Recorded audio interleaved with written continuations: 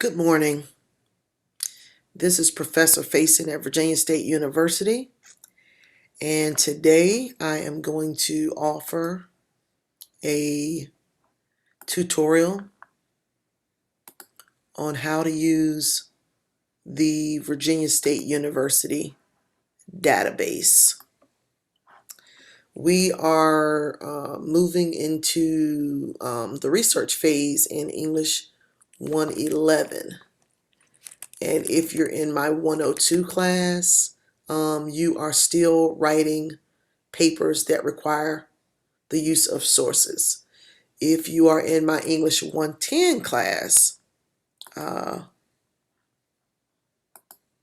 you are also possibly writing papers and using sources. I want to make this a general tutorial where I show students exactly how to use the Virginia State University database. When you are writing papers that require the use of sources at Virginia State University or at any university, you want to use the college's database. The database provides sources that have been peer-reviewed. They are reliable. You will hear professors say that you are required only to use sources that are reliable or sources that have been reviewed. One of the sources that you do not want to ever use as a student is Wikipedia. Wikipedia is a great place to go read about something that you're thinking about writing about.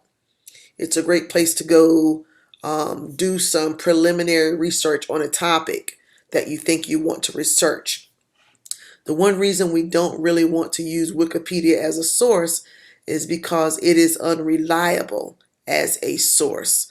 Wikipedia can be changed and updated daily by just random people who are not professionals on the topics or the subjects. So stay away from Wikipedia. If you're in any English class or any writing class at the university, stay away from plagiarism. Stay away from student sites, student websites where essays are kept, where research papers are kept. Stay away from personal blogs. Those are sites that cannot be used, should not be used, and could ultimately end up in you accidentally or intentionally plagiarizing a paper. For my class, plagiarism is simply handled by granting a grade of 0 for the paper. If someone submits a paper that is a direct copy from somewhere on the internet, I'm literally going to put a 0 on that paper and let the student know that it's not going to be graded. Professors do not have to give you the opportunity to make such a paper up, but a merciful one might. I am pretty merciful, so it just really depends. One semester I had a student submit 2 plagiarized papers back to back that he just copied. I gave them both 0s. You could literally fail a course. You could really get kicked out of a university for plagiarizing. When we submit papers here through Blackboard, we use something called Safe Assign. Safe Assign checks every single paper. Okay, everything that you quote should have a parenthetical citation, a page number, an author, and the parenthetical citation should be properly formatted. I have listed various links for you and resources and documents and handouts in the information link in our Blackboard course shell. It is obvious when students do not take the time to go into the information link and review those videos and see those documents, especially the how to format papers document. It is obvious when students don't pay attention to that because they submit papers where things are just all over the place. So a professor may not spend the time giving you feedback on something that you should have actually read and internalized independently in the course. So today I would like to give you just a brief lesson on how to find your sources. Okay, you have an excellent, awesome database that's available to you as a student. The university has to pay to have access to these databases, and you are more than likely paying to have access to these databases through your tuition and fees. So in order to find the VSU databases, okay, if you're on campus, you can go into the library, and a librarian can pretty much help you with anything you want. Those of us who are working remotely, if you're working remotely and you would like to call and speak to a VSU librarian, you may definitely do that. So this is from the VSU main page right here. This is vsu.edu, and this is the page that you'll get. We want to click on, to get to the library, you're going to click on academics. Right here, academics. And as you can see, library is over here. From time to time, the university changes the design of the university web page, so links may be in different places, but you will always be able to find the library under academics. So academics, and you want to click on library. All right, this is our main library page. Let's just see. As you can see, it has its own URL, which is https://library.vsu.edu. So we are at the library. And you have various links here: off-campus access, home, find, services, about us, special collections. Special collections is a great place to go if you want to do some research and just see what's in there. HBCU founding documents, archived collections. If you want to know about hours of the library, how to get in contact with a librarian, the various departments there, and the history of the VSU library. Here are some services that are offered via the library: Ask a Librarian, subject guides, library instruction, e-reserves, interlibrary loan, government information. Find, remote learning, databases, journals and newspapers, ebooks, books. Okay, so you can see databases are listed here. Newspapers are not the best sources depending on what you're writing about, because newspaper articles can bring and garner a lot of opinion pieces. So you really want to stick to databases. If you're writing a research paper on something, your primary sources should be peer-reviewed journals from database sources. Let's scroll down here. Now, this is the way that I like to use the database. You could click on here, click on databases. Let's see what this looks like when we do click on databases. What we get is an alphabetical listing of all the various types of databases. Okay? As you can see, we have from accounting to African American experience, agriculture, animal science, aquaculture, art and design, biology, botany, chemistry, company and industry data, computer science, counseling, criminal justice, which is a popular major here, current events and news, dance, dietetics, I don't know if I'm pronouncing that properly, and nutrition, economics, education. Now, I'm doing doctoral work, so I pretty much look up all things education, educational administration and supervision. There's engineering and technology, English, finance, geography, government information, graphic arts. What else do we have here? Health, PE and recreation, history, hospitality management, law, literary criticism, management information systems. If you're in my African American literature course, then you may want to come over here and look up literary criticism. If you're going to write a paper about an author's work, especially someone who's well known like Alice Walker, Toni Morrison, Langston Hughes. If you're going to research a writer who's prominent and you're doing a research paper on a theme, you may want to come and look for literary criticism. And you have mass communications, music, newspapers, nursing, philosophy, political science, public administration, textile, sociology. So here's a list of those databases. If you have databases that you've used before and you'd like to just look for those, if you're inquisitive or curious and you want to just look at the various databases by clicking on the alphabet, you can see here. One of my favorite databases to use is EBSCOhost Research Database. Another one is JSTOR. Let's see if JSTOR is listed here. There's just various types of databases. And African American poetry. If you are unsure about, what kind of database to look into, then you just want to go right back to that first page, the library page. Okay, and you just come down here to the bottom of that page. You've got databases where you can just really start to put in keywords. If you know the title of what you're looking for, or the author of a book or an essay or whatever you're looking for, you can type that in there. But if you type in the author, you're going to get the work you're looking for. So I like to pretty much just use general keywords. Okay, so we're just going to do a pretend. I'm going to walk you through one topic because I just want to show you how to get to the sources and how to choose the best sources for whatever it is you're writing about. Let's just say we are writing a paper about how we need more black teachers in school.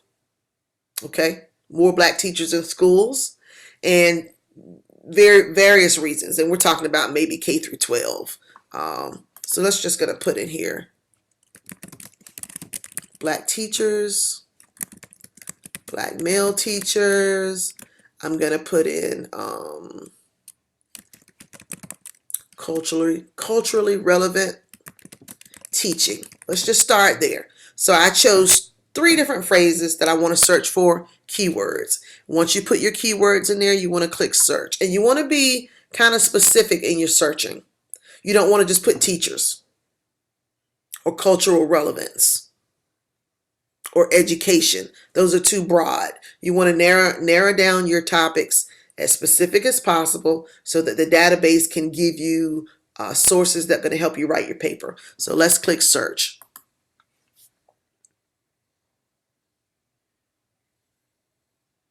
All right. So when you search for something in the database, this is what you're going to get. I want you to just, let's take a look at the page first. They've given us sources. Let's see, we have 10 sources on this page. This is the first thing that I would recommend a student do. See how many sources are on the page, and then see how many pages of sources they give you. What I don't want you to get caught up in doing as students is choosing the first source that you see. A part of research is researching the sources to see which ones are better. Now, when you click on each one of these sources, you're going to be given a little synopsis of what the source is about. All right.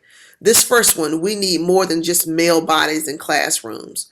Recruiting and retaining culturally relevant black male teachers in early childhood education. That sounds interesting.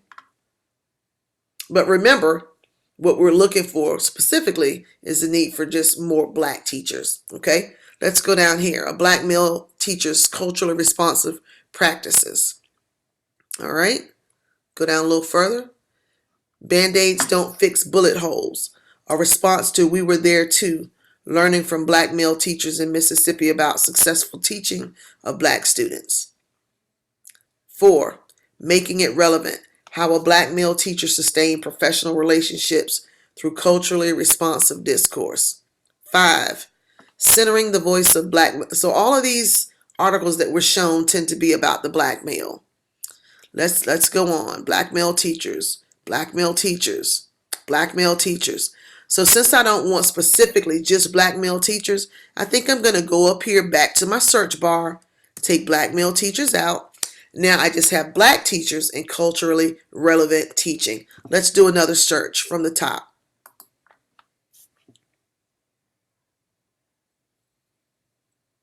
All right. So we're going to be given a whole different set of articles. Scroll down, again, we have about 10 sources and we have up to 5 pages and beyond. Typically, when you do a search in the database, you'll get 10, 15, 20 pages of sources, okay? For a research paper that you're doing for a typical class for me, English 111, English 202, any 200 level course, you're going to be required to use 3 to 5 sources. So the idea is when you come here is to be able to find 3 to 5 good sources. Let's take a look at number 1. We need more than just male bodies in classrooms. We saw this one before. Teachers' content knowledge and pedagogical beliefs regarding the use of African American English. That's more to do with the language. Agency in pedagogy and literacy education toward culturally sustaining pedagogy. Let's come on down till we find something that jumps out at us.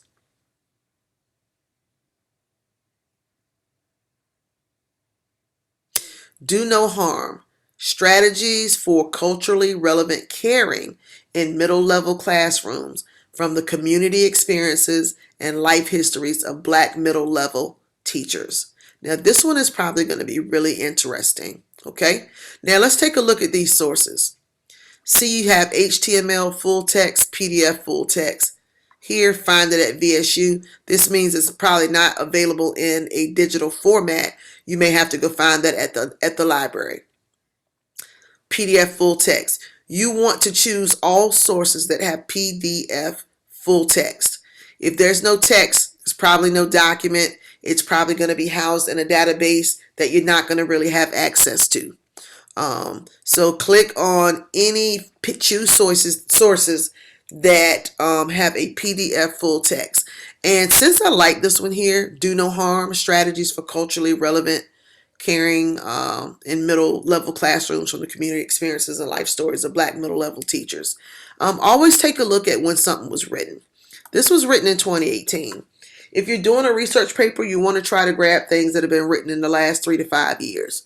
Because especially if you're writing on something in the STEM field, things change, research change. There's always new things happening. Fields evolve. If you're writing about something older or literature, some sociological, you may go back a little bit further, especially if your paper has a historical aspect to it. If you're writing about history, you definitely want to use some older sources because you're going to have to use older sources to bring in that history. But if you're trying to write about something as new as coronavirus, COVID-19, or how it's affecting the Black community, how it's affecting the elderly, you want to stick to everything as new as possible. All right, so we're going to choose this one. What we want to do first when you find an article or source that you want to use, you want to click on the title. We've already found that it has a PDF. Okay, you click on the title, and this is what you're going to see. You're going to get the authors, the source, publisher, publication year, and you're going to get a description. This qualitative study focused on the life histories of 4 female African American middle level teachers. The findings illuminate how culturally responsive caring can and should be foundational to successful teaching that does not discriminate but instead uplifts every student and assures them that teachers will seek to know, understand, teach, and not degrade them. Elements of this caring framework include serving as students' other parents or fictive kin, taking time to know students without judgment, appreciating the knowledge in students' communities, believing in students' brilliance and holding them accountable in warm yet demanding ways, teaching racial history and teaching students to speak back to negative profiles that define them, and never sugarcoating injustices, but teaching for success. Okay, I'm loving this article. Okay, when you're coming into the database to look for a source, this little description here, these are also often called abstracts. If you start to retrieve doctoral dissertations, these are called abstracts. Okay, the first thing that I advise students to do is download the source if you can, email the source to yourself, and get the citation for it. Okay, so let's click on PDF full text and see what happens. You have to log into the database to be able to download a source. It's telling me I need to log in, so I'm going to log in. I'm going to log into the Vsu database. Keep your Vsu logins and passwords current and up to date, because if they ever run out, you will not have access. So logging in gives me access to this PDF document. Take a look at this. Okay. Now, other than just seeing the abstract or the description, I can actually see the entire article.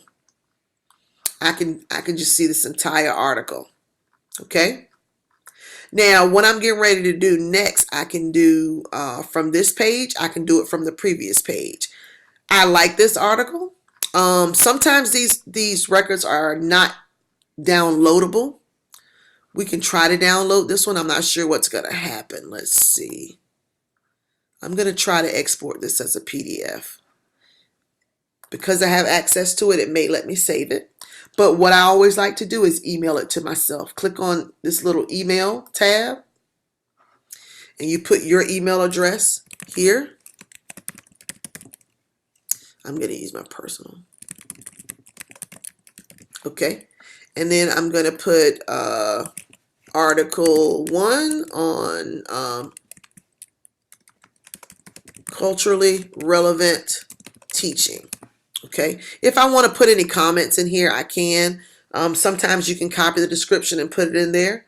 And I'm going to send this to myself.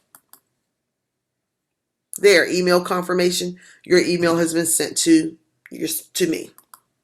All right. So the next thing I want to do is go ahead and get the citation, the works cited page format for this source. For your classes, we're using MLA sources, MLA style. So you would click on that and come all the way down to MLA. And literally you can just copy and paste this. It's already completed for you. This is the MLA works cited listing for this source. My advice is, another thing you can do is this. Copy this. If you go back to email it to yourself. You can put the title again, culturally relevant teaching. This is another great place to put the works cited listing in the comments. So I'm going to paste that in there. And then I'm going to press send. So you get that. Another thing you may want to do if you're writing a paper is, I advise students to do this. Go ahead and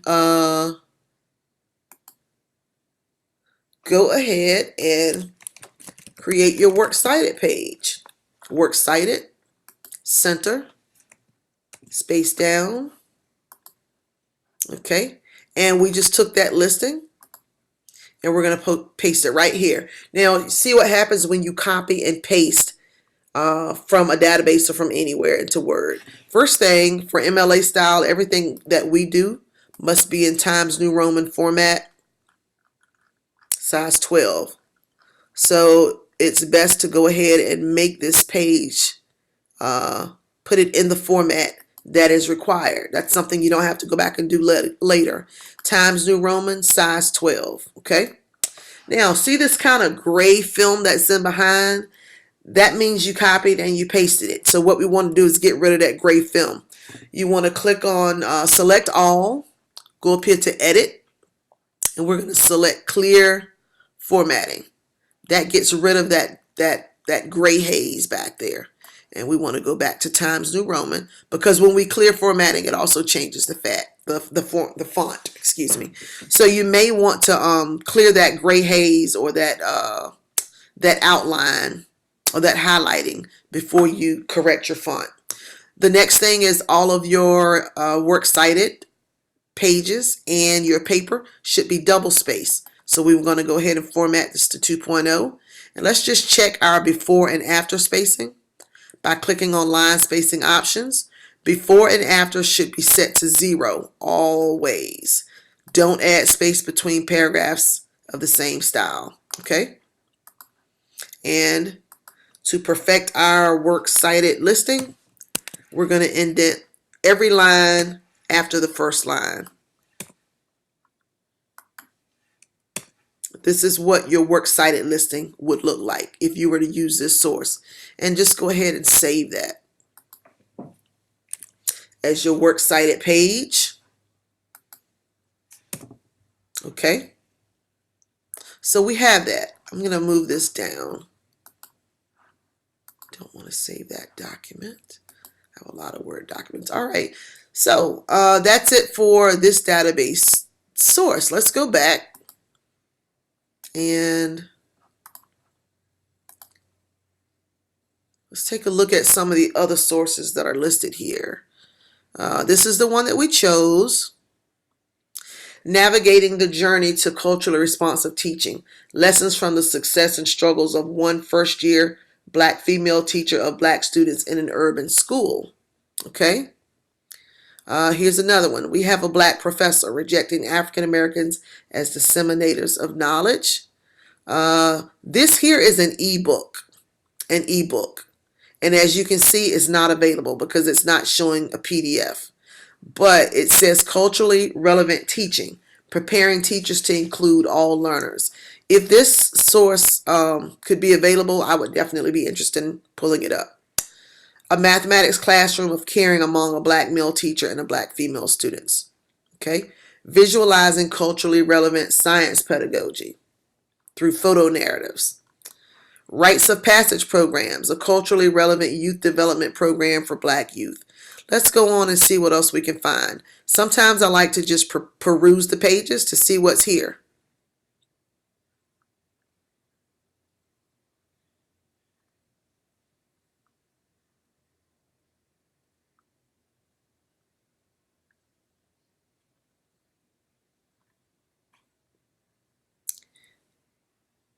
Let's just see.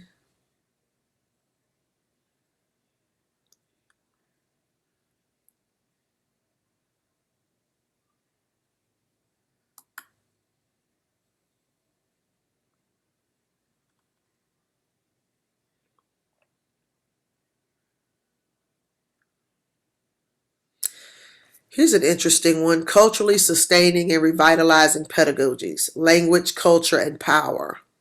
As we can see, this book looks like it was written in the UK.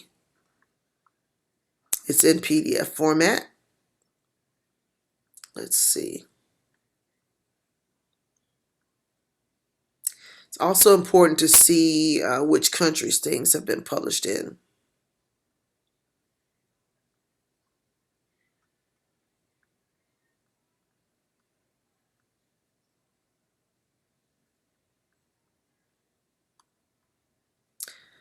This is something that I'm interested in. Teacher education in Black communities. Implications for access, equity, and achievement. This is an ebook. It has a PDF text, so let's take a look at it. We click on it here.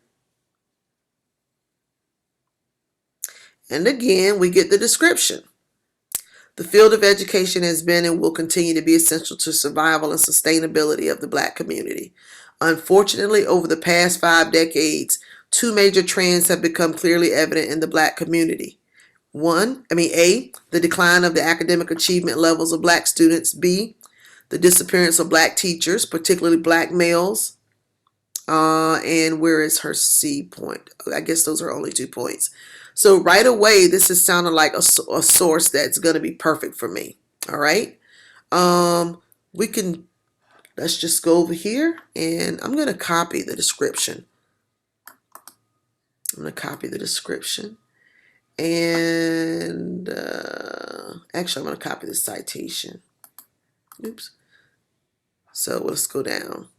Find the citation. Remember, you're using MLA style. If you're in a classroom that's using APA, you choose APA here. But for the English course, for this course, we use MLA, which stands for Modern Language Association. APA stands for American Psychological Association. So let's move down to MLA. And this gives us our works cited listing for this source. I know that I like it and want to use it, so I'm going to email it to myself.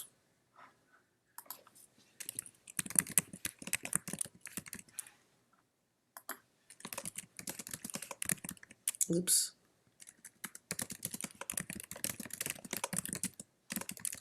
And I'm just going to call it teaching, book on teaching in the Black community. I'm going to also paste that there. If I want to send myself the citation, I would paste that there. But I think I want to send myself the description. You can actually quote from descriptions. You can quote, paraphrase, and summarize from descriptions. And I'm checking here to send it to myself in plain text format so that when I get the email, it's totally readable. So I'm going to click on that. So I've just sent this to myself, and I want to pull up the citation again so we can walk through just adding this citation to the works cited page.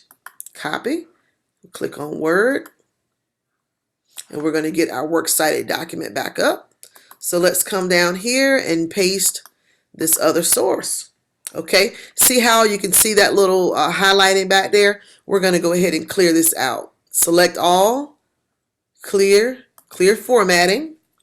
All right, and that takes that away. And the next thing I need to do is put this in Times New Roman, size 12. I need to double space it. Okay, and let's get my spacing right. There should be no space in between here. All double spacing. Now, your works cited listings have to be in alphabetical order. I don't need to do a thing because, actually I do need to do a thing. Sorry, up here should be last name first. So this should be Williams, comma, Tony Milton. All right, Tony Milton. And down here, Sealy Ruiz is this person's last name. So we're going to move Yolanda over. Should be Sealy Ruiz, comma, Yolanda. All right.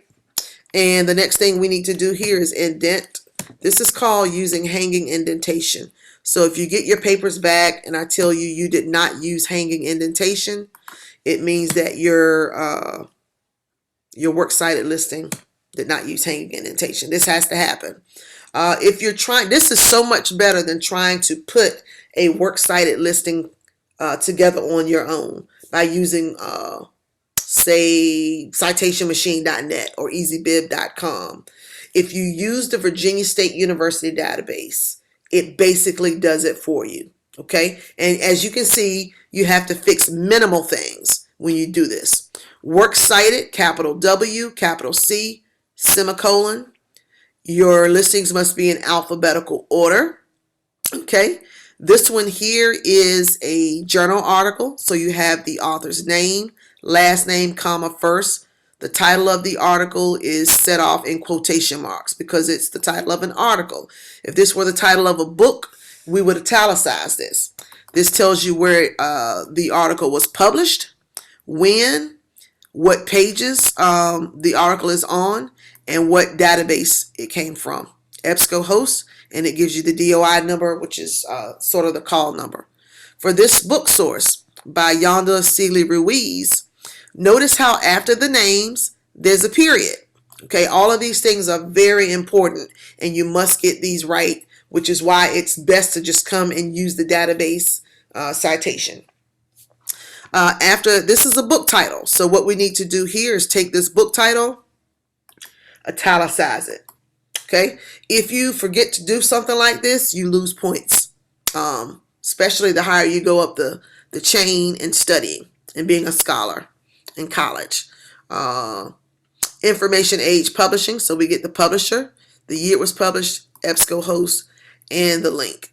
Okay, let's go ahead and save because we've added that source. Now let's move this down because all of your papers, you're going to need at least 3 to 5 sources for your research paper. So let's go back and see what else we could find. Let's see. And you can literally, if you want to jump ahead to some pages, like click on page 5 to see what's there. The Black Teacher Project, how racial affinity professional development sustains Black teachers. Combating racial inequity through local historical analysis. A community-informed social studies unit. Dreaming of a place called home. Effective white teachers of black children teaching within a community. This looks like a great article that I'd like to use, but it doesn't have a PDF. Let's click on it and see if there's anything there that we could possibly use. We can't really get the article. Can't get the article. Find it at VSU. If you were really interested in it, you could talk to a librarian about getting it. But it doesn't look like we're going to be able to have access to that article. Let's see.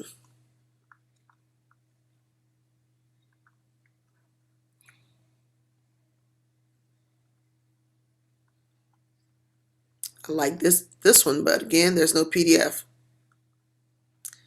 Let's click on next and just see, because we need one more source. This looks like a good one. Culturally relevant pedagogy 20 plus years later. And culturally relevant pedagogy, pedagogy means the way one teaches. Okay, that's all it means. A teacher's style.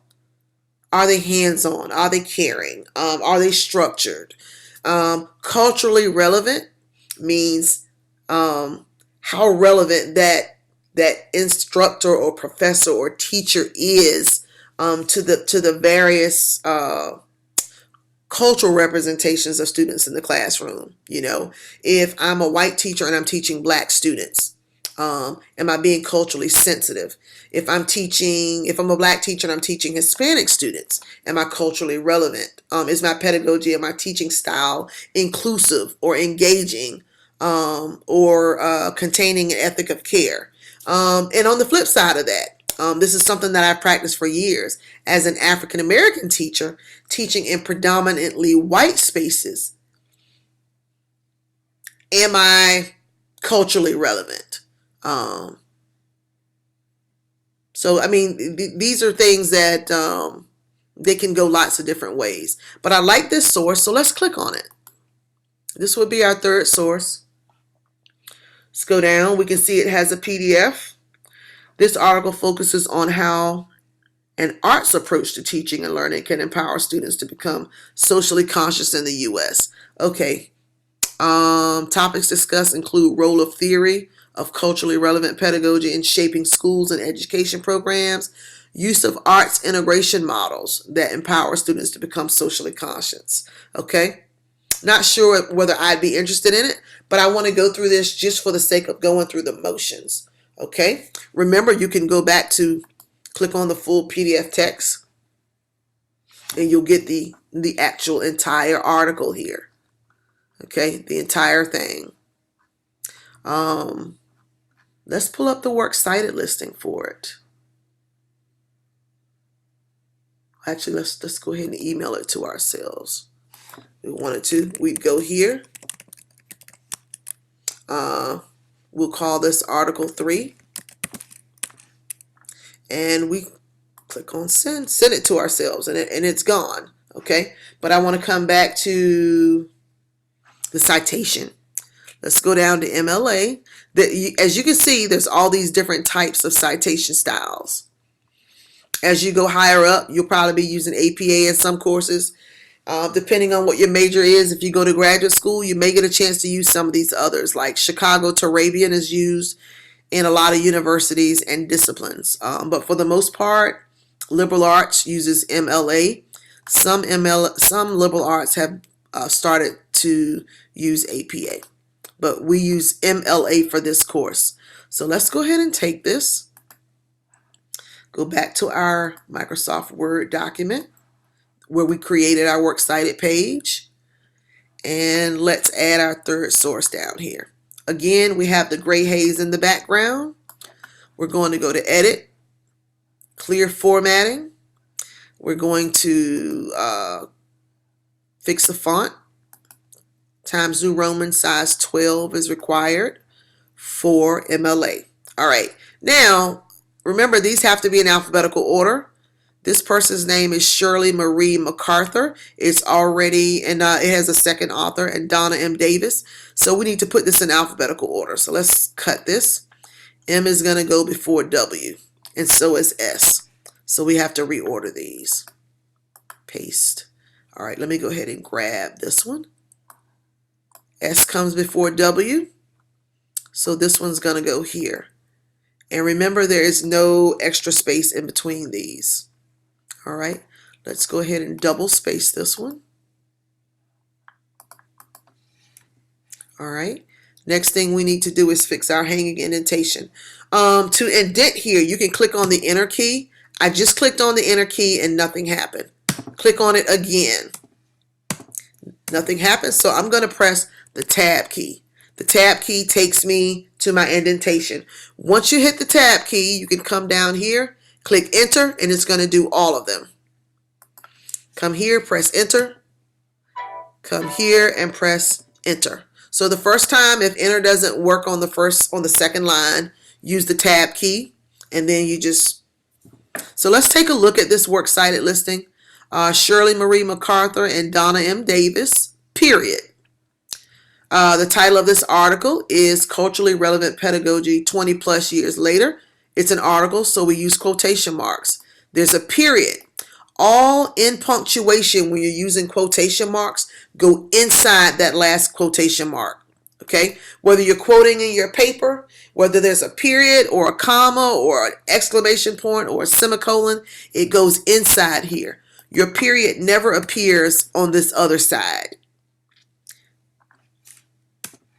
All right. And this was found in the American Educational History Journal.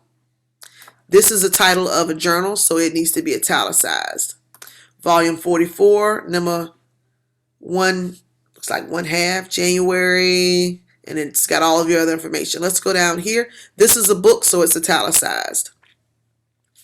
This is an article, so it's in quotation marks. It was found in an online, RMLE online, Research in Middle Level Education. This is a book also, so it should be italicized, okay? So when you're going over your works cited page, make sure you look for little things like this. And at the end of every citation, there should be a period, as you can see. There's a period after the book title. There's a comma after the publisher and the year, period, and then where it's found, period. All right. This is what your works cited page would look like if you were writing a paper with these 3 sources. This title should never be references. Never.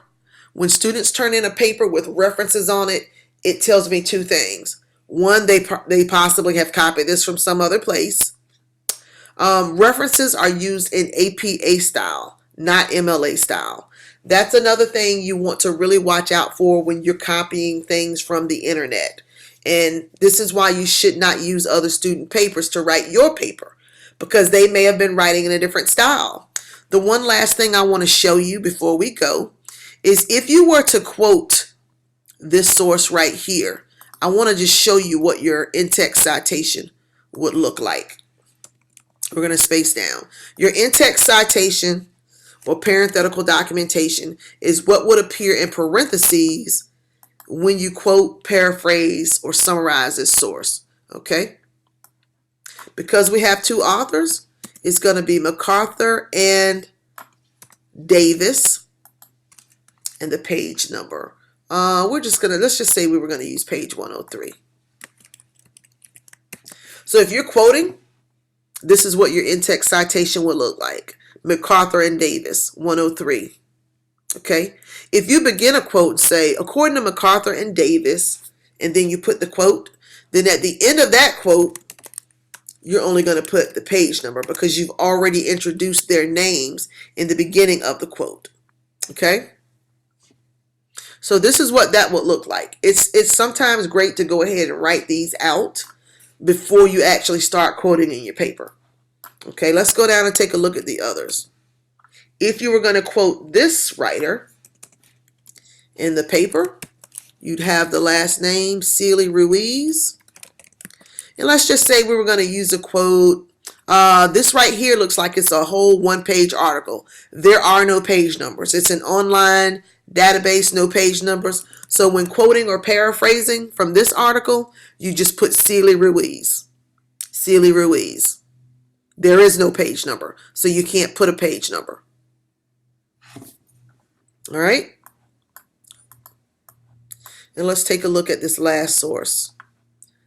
Tony Milton Williams. If we were going to cite this author, we would put Williams.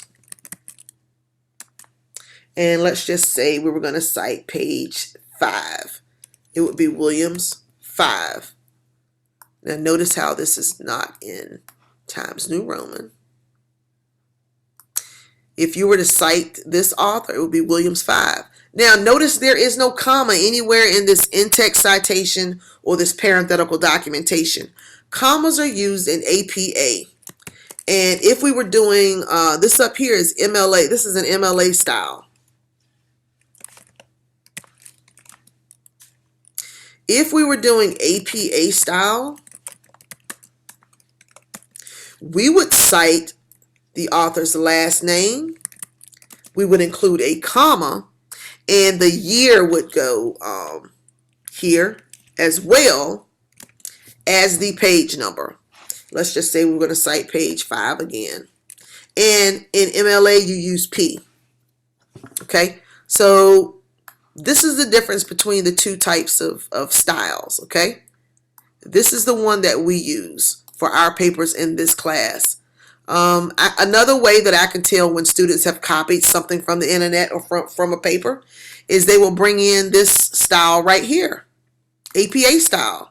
And in their citations, in their papers, they will have the author's last name, a comma, the year, and a page number.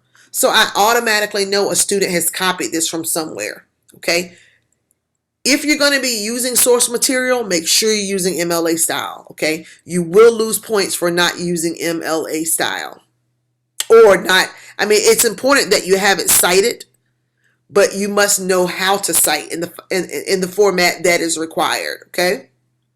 So I hope that this little lesson has been helpful for you. As you can see, when you go find your sources in the database, it's much easier when you lay it out for yourself in this way. If you have any questions about how to use the Virginia State University database, you can always ask me, let me know, use virtual office hours or office hours to get the help that you need. But in order to get to the VSU database, you want to come to vsu.edu, click on academics, scroll down to library, go to the main library page, and down here is where it all begins. I hope this has been a helpful tutorial for you.